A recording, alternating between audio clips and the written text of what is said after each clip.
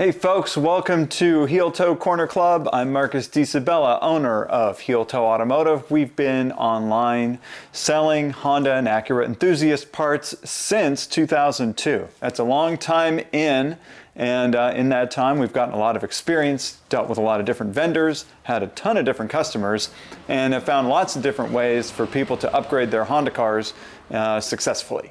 One of the things that I recently came across here was an old invoice. I was rooting through some old documents and comic books and things like that with my son and my younger son, Mateo.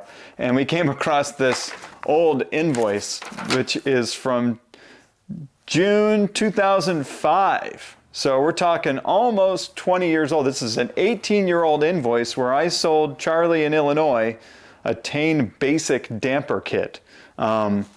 If you have been in the game long enough, you know that Tane used to make a kit called the Tane Basic, which later became the Street Basis, which later became the Tane Street Basic, and then now it's the Street Basic Z, which is SBZ. So a lot of things have changed over time. Ultimately, what Tane likes to do with coilovers is to sort of revamp their product line over time as they bring in new production capability and new features. So anyway, just an example of how long I've been selling coilovers for. It's been quite a while, and been selling Tane for a lot of that time also. We're one of Tane's oldest North American dealers, and I'm kind of proud of that. And today it's a viable product, I think, because they do keep reinventing their product line and coming up with advances to help sort of fight higher prices, but you know, they keep up with the market. Anyway, so on the topic of Tane, today I wanted to make a little bit of a podcast talking about coilovers and how you should choose coilovers. In contrast to what you normally get if you go into a Facebook group or whatever, hey, what coilovers should I get? You're going to get the roll call of what people have already bought, and therefore that's their suggestion to you, as if you're identical to all these other people, right? I mean, everybody's different. We all have different needs. A lot of times the only thing that really makes us related to somebody else in a Facebook group is the kind of car that we have. And if you think about it, that's pretty thin.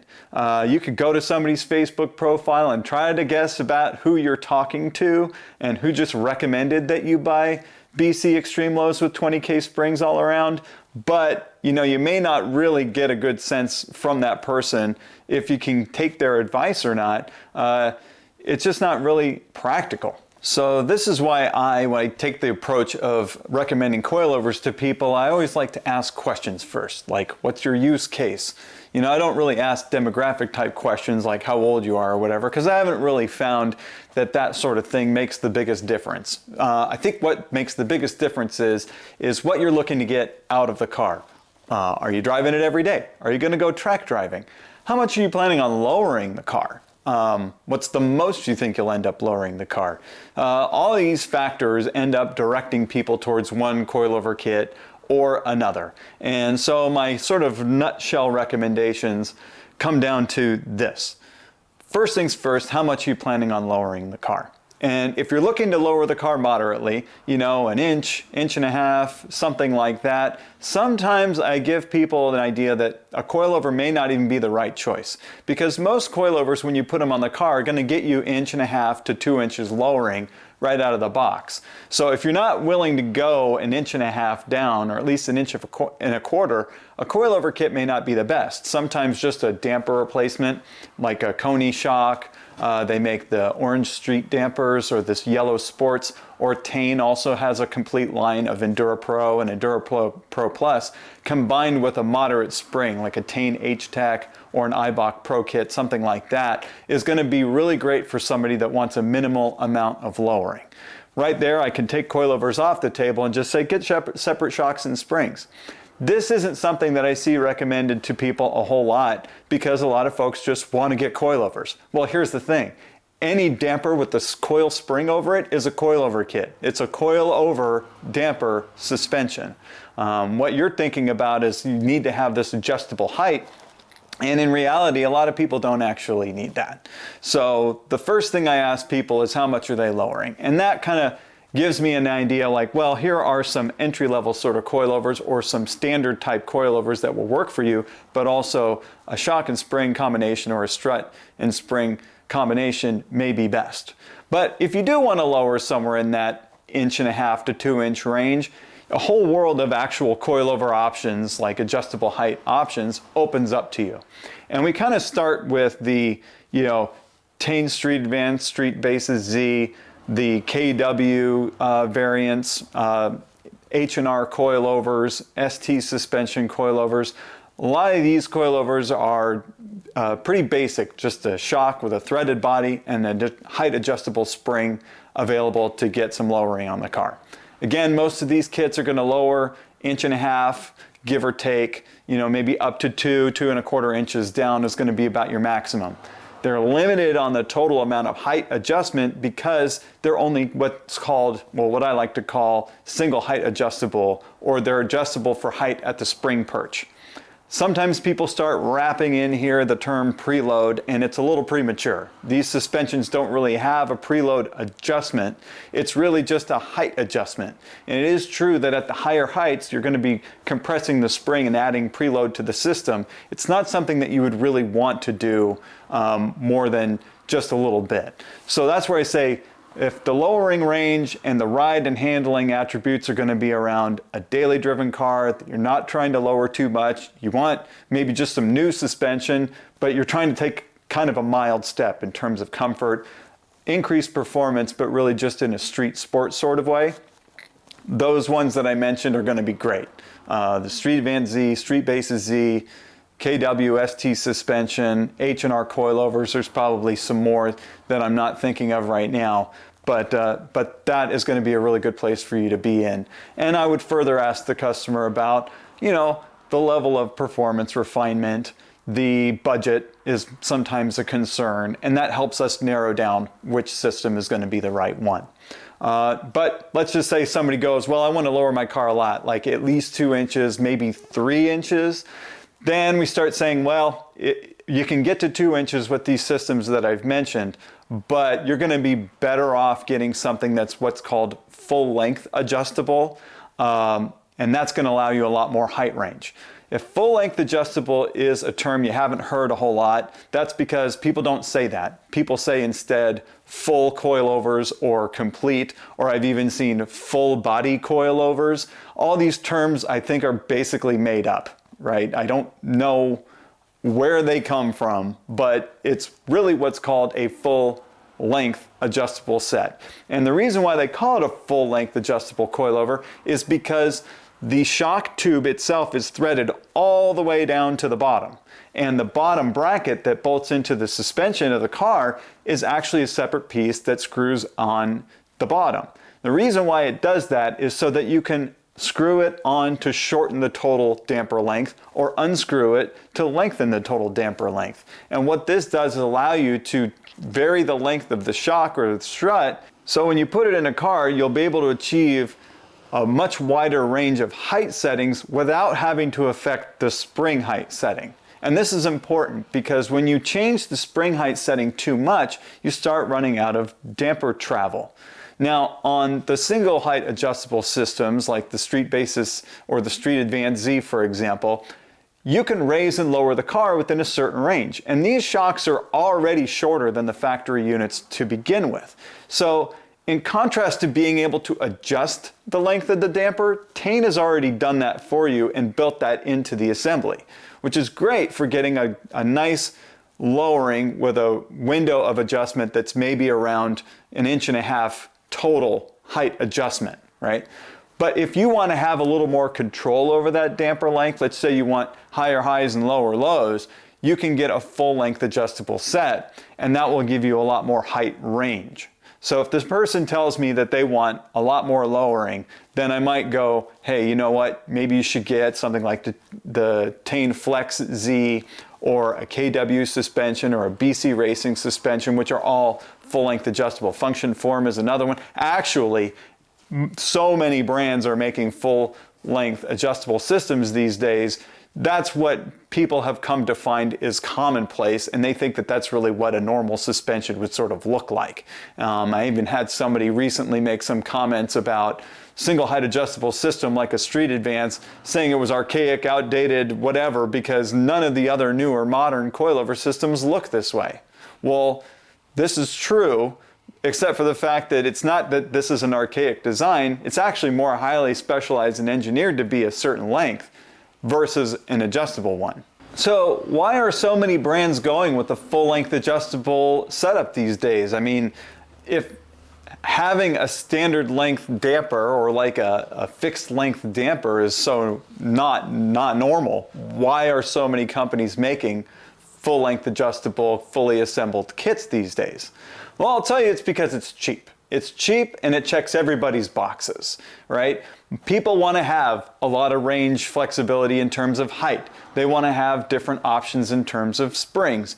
They want to have basically a system that will do just about anything they want it to do.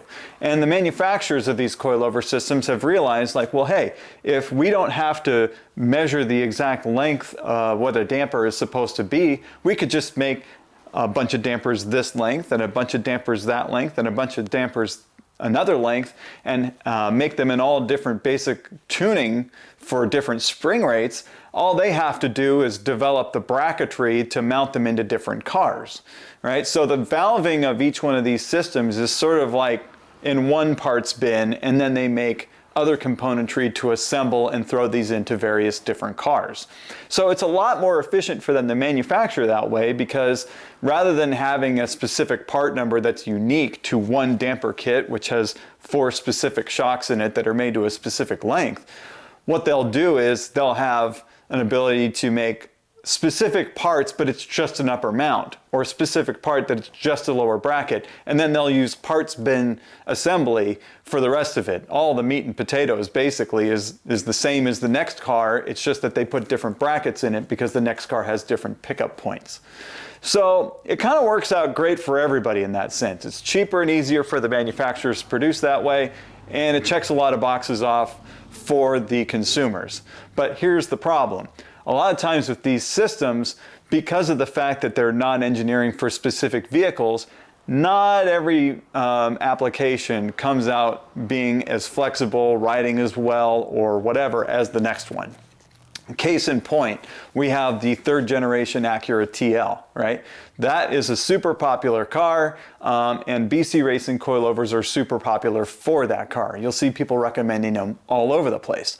Well, BC Racing, well, they tout that they have custom-built coilovers available. Really what they're doing is just changing you to different dampers and different lengths and swapping springs around, like I said, giving you the option of ordering that up front, which is really a great feature and enabled by their production strategy. One of the things that they ran into with this car is they must sell every single one of these kits as an extreme low kit. BC Racing offers extreme low because a lot of people want their car to be extremely low, which is if somebody says they want 3+ inches of lowering, they want to really put the car on the ground, they've got to put very short dampers in there in order to accomplish that. What they found with the 3rd generation TL was, with their standard setup, so to speak, the car wouldn't actually lower more than about 2 inches or so. So it really wasn't providing enough lowering for many people that wanted to have that full-length adjustable, what you normally would get 2.5, 3 inches lowering out of. They couldn't do that unless they went to the extreme low type system with a shorter damper. So they don't even sell a standard length damper anymore. They're all extreme low. And this has actually tripped up a few of our customers who don't necessarily want an extremely low car. Well, the reality is that the extreme low kit, while it does allow the car to go extremely low, it can allow the car to go to a higher height too, right? Well, why is it this way, right? Why did they create this product confusion? It's because they didn't actually do any of the measuring or engineering when they built the kit in the first place.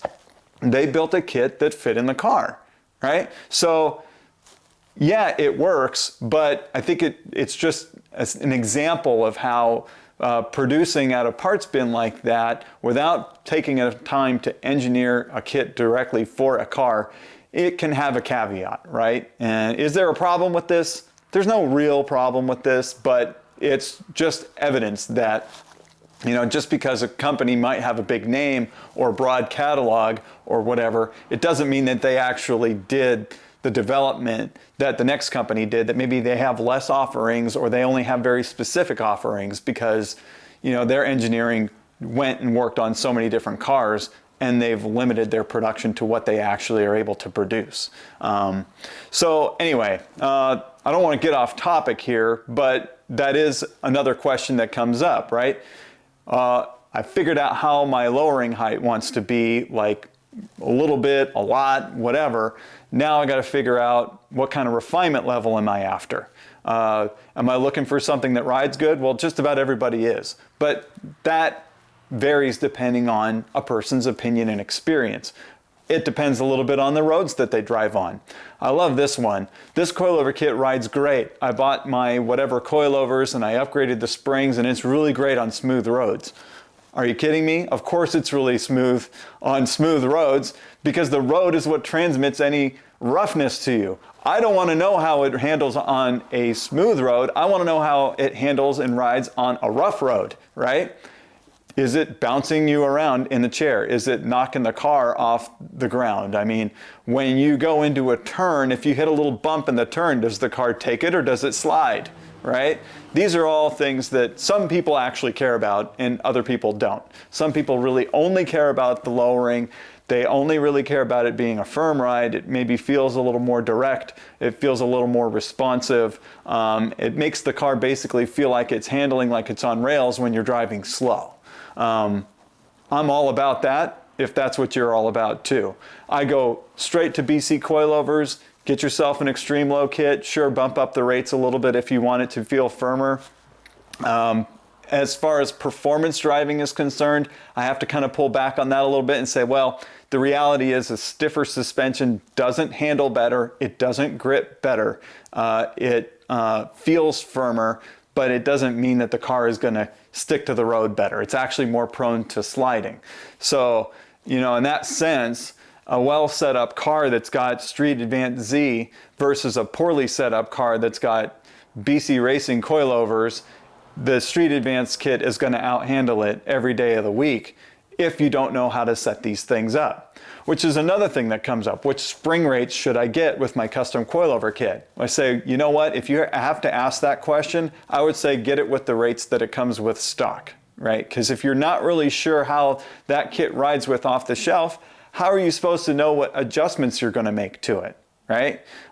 There's no answers to these questions, in other words. Like, the whole point to this podcast is to tell you, like, when you go online and you see somebody asking which coilovers should I buy, like, resist the temptation to actually tell them just what you bought, right? Or tell them what you bought and what you think about it, right? Tell them what you bought and how you normally drive the car. Tell them what you bought and maybe what you wished you would have bought instead. And why? The why, everybody. Like, why? Because if you're just telling people what you bought, or if somebody's just looking for a poll of who bought what, then, you know, how are we really helping each other as enthusiasts, right? What separates us from some dude that just buys some cheap stuff off of eBay, right? Which I never really recommend, right? The stuff that's on eBay that's like $400 or $500 for a complete coilover kit that's full length adjustable and blah, blah, blah, comes with everything. They're garbage. They're garbage. And I don't care what anybody says online about how good they think that they are. All I think those people are really telling you is that they've got a really low level of refinement and respect for how the suspension is supposed to work. It's just really not possible to get a quality system that's going to be long lasting for like springs and shocks and the whole works for $500. It's just not gonna happen, right? Now, for a little bit more, you could get yourself something decent.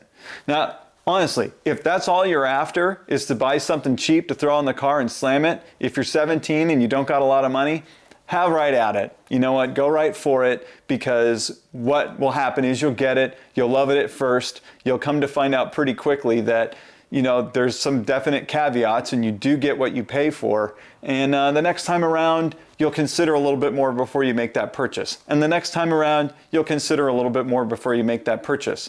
Which is actually leads me to one of the other things that I like to ask people is, what's your previous experience, right? If you have had coilovers in the past, what did you think of them? That will help me guide you to the next one that I think that you should buy. Oh, I want to get something that I'm going to do some track days on. Great. What level of track day experience do you have? Right? That's a big question also, because if somebody just wants to get into track driving, you only really need something basic. A Street Advance Z kit handles just fine on the track. And I can tell you that from experience. Our 10th generation TL, I took to the track with that suspension and it handled great. You can definitely go up from there, but I think the caution is that getting a higher grade coilover kit doesn't make your car faster in turns. You have to drive it fast in turns. The car has to have enough grip to be able to hang on in a turn. The car has to have enough grip, and you have to have enough technique to put enough load in the suspension to determine that a firmer or more track-oriented suspension is needed. So somebody who's got more track driving experience is going to appreciate something that's got a higher level of refinement. Not necessarily a higher spring rate, but then that leads to which tires are you going to use. Now I can keep going down this path, but ultimately these questions that I would ask to somebody from a track perspective are really not all that different from the questions I would ask from a first-time buyer for a street system. Understanding the customer, their use case, their need for a specific product to do a specific job is really what guides the recommendation of which coilovers somebody should get. And that's how I approach it here at Heeltoe. I've been very successful selling these types of things over a very long period of time. And we've come to find that yes, it's true. The Tane Flex Z tends to be a really great one for a wide range of height settings and a more comfortable ride, contrasted with the BC Racing BR, which tends to be just on the other side of the same exact chain link fence, just the other side of the fence, looking for a little bit more of a sporty ride and a little bit more maybe street performance grade, especially once you get into the customizing of it. But if the lowering isn't that big of a deal and you're kind of on a budget, Street Advance Z is a great option. I almost always recommend the Street Advance Z over the Street Basis Z, just because for a little bit more money, you get adjustable damping force, which is really handy. And almost every system that I've mentioned has the adjustable damping force, except for, oh wait, H&R doesn't, KW doesn't on most of their, on their Variant 1 systems. A lot of these companies that make more refined suspensions don't have adjustable damping, and that's because they've even put more engineering and time to develop those systems together to make a package that actually just works out of the box. Because there's an old adage that says the more adjustment that you give people, the more opportunity they have to adjust it wrong and screw it up. Right? So sometimes taking those adjustments away and relinquishing some control and saying, listen, you guys have engineered this, I'm going to see, like, I'm adopting what your design and engineering philosophy is by putting this in my car. Let's see how that KW Variant 1 feels to me, right? I've paid extra money for you to basically set it up for me. The instructions are pretty detailed on how to set them up, and let go of it, right? That again, you know, you could fall down into that path and end up with a really happy experience. But if you're trying to get 3 inches down, I'm just not going to send somebody to a KW Variant 1 suspension. So that's a lot about recommending coilovers. I mean, I think that there's probably a lot more that I could say about this topic, but I don't want to get too long in the tooth here with this recording. Certainly, if you're watching on YouTube, drop some comments below. Maybe there's a topic that I mentioned that you'd like to hear a little bit more about. Damping adjustment, not dampening adjustment, and shocks that have dampening are a non-thing, all right? So next time somebody says they want shocks that have dampening, like, that doesn't compute, okay? You're talking to a real solid noob right there. But damping adjustment, preload, spring rates, I can talk about any of these topics. So definitely let me know what you'd like to hear more about, and I'll make another recording and touch on that at a later time. For now, I really want to thank you for consuming this content, podcast, YouTube, whatever it is, and I really appreciate you being a follower, and I hope that you have a really fantastic day. Bye now.